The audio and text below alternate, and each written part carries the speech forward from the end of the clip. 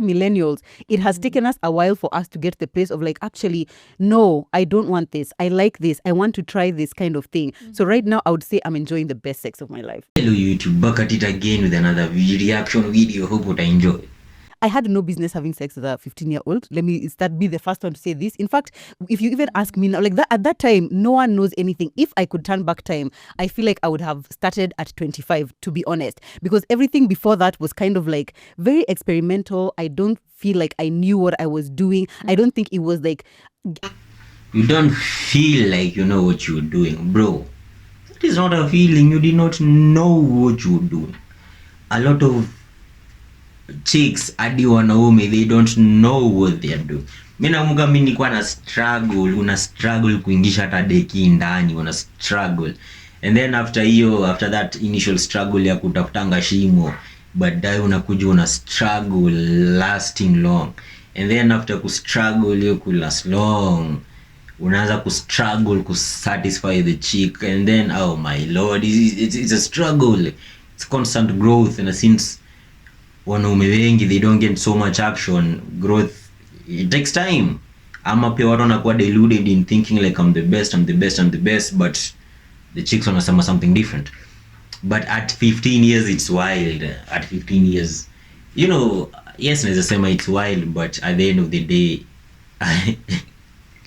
tulikuwa active at that time sexually. Like a lot of us were active at 15-14 years. Maybe that is the first time. Wengine ilikuwa younger, which was insane to me. Nilikuwa high school, unapigiwa story mtu akikuwa class 6 venye alikuwa anakula wasichana. Uko like bravo. Mimi nilikuwa napigwa makofi na wasichana. They didn't want anything to do with me. So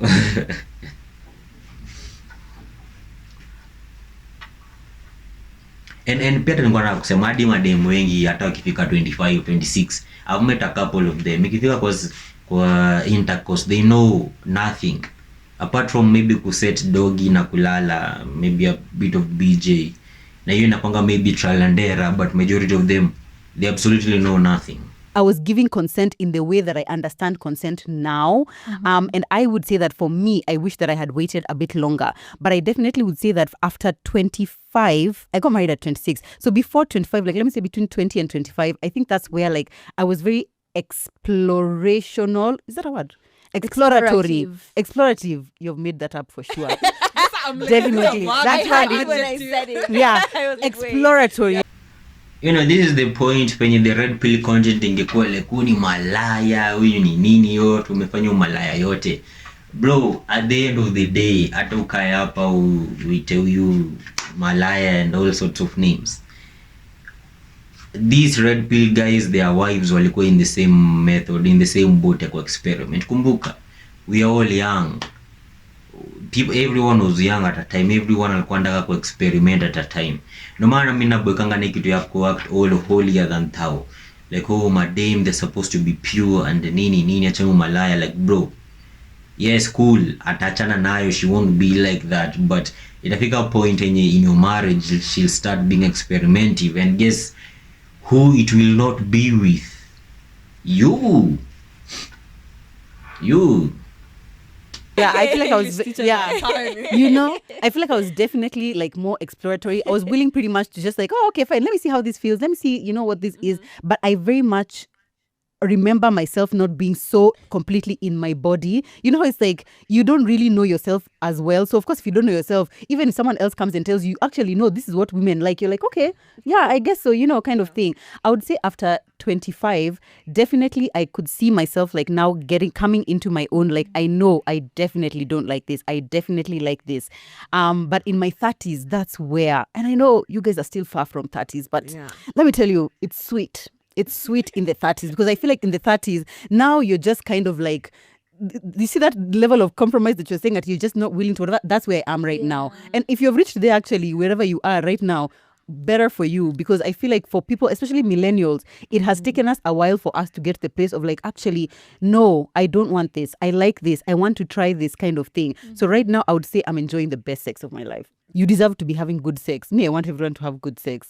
Like, let the sex not just be, if sex is feeling painful or uncomfortable for you, that's actually an issue. It shouldn't be uncomfortable. It shouldn't be painful. In fact, for me, the benchmark of good sex is just like, did I have a good time? And having a good time can mean different things. Earlier in the episode, you said that it didn't necessarily need to lead to orgasm.